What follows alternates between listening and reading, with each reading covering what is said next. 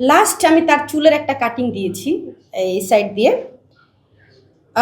সে হ্যাঁ, সে ইতির সাথে ভিডিও করেছে, সে আগের ভিডিও বলে চালাতে চাচ্ছে, কিন্তু তার চুল তো কাটিং দেওয়া, তার ওই চুলের কাটিং তো ফার্স্ট টাইম দিয়েছে সে আসলে এসবের কোনো সদুত্তর দিতে পারে না যে তোমার চুল তো কাটিং করা, তাহলে তুমি কেন ভিডিও বানিয়েছো? তোমার তো প্রতিজ্ঞা করা ছিল যে তুমি ইতির সাথে কথাও বলবে না, ভিডিও বানাবে না।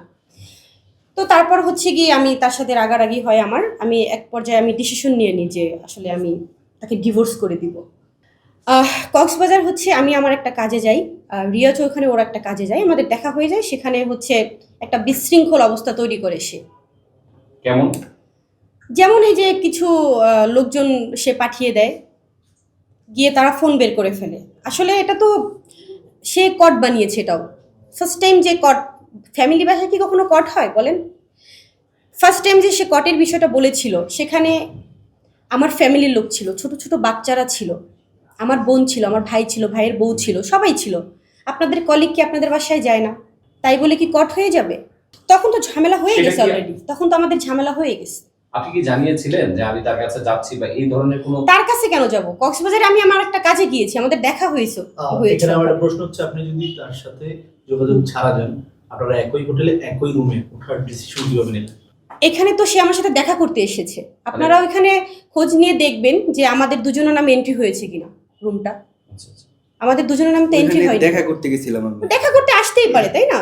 আমি যখন কক্সবাজার যাই তখন কিন্তু আলমের সাথে আমার ইত্তিকে নিয়ে ঝামেলা হয়ে গেছে অলরেডি। আচ্ছা আচ্ছা। সে আমার প্রতিজ্ঞা অমান্য করে ইত্তির সাথে সে ভিডিও বানিয়েছে, তখন তার সাথে আমার ঝামেলা, তাকে আমি ব্লক মেরে রেখেছি। ঠিক আছে, হ্যাঁ বলেন। আচ্ছা, মানে তার মানে আপনি প্রতিশোধ ক্রমে অনেকটা বলতে পারেন যে নিজে জেল থেকে যে আমি আমার মতো চলবো, তার পরবর্তীতে আপনি আমি অনেকটা সেরকম সিদ্ধান্ত নিয়ে ফেলেছিলাম। ওইখানে সে লোকজন পাঠালো, ভিডিও করলো, সে তারপর তো সংবাদ সম্মেলন করলো, নামে চালাই দিল আর কি, আগে যেরকম করছে। আপনি কেন রিয়ামণিকে ছাড়া থাকতে পারেন না, একটু বলেন তো? এখানে থাকা না থাকার তো কোনো প্রশ্ন না, যেহেতু ইতিকে নিয়ে আপনি দেখছেন যে আলমে ইতিকে নিয়ে ভিডিও বানায়, তো ওইটা নিয়ে একটা ক্যাচাল হয়েছিল, যেহেতু ইতি আমার এক্স ছিল। সো যেহেতু আমি আমার মতো করে ভিডিও বানাচ্ছিলাম, আপনারা দেখবেন আমার প্রোফাইলে গেলে আমি একটার পর একটা মেয়ে চেঞ্জ করে, আমার একটা ইউটিউব চ্যানেল আছে, আমি নিয়মিত ডান্স করি, আমি বিভিন্ন মেয়েদের সাথেই করি, তার সাথে আমার বন্ডিং ভালো, জুটি ভালো, এর জন্য তাকে নিয়েও কাজ করছি, এটাই। এখন তার সাথে থাকা না থাকা এটা কোনো বিষয় না। ঠিক আছে, হিরো আলমের সাথে রিয়ামণির সংসারে ঝামেলা চলছে, সেটা কি আপনার জানার কথা?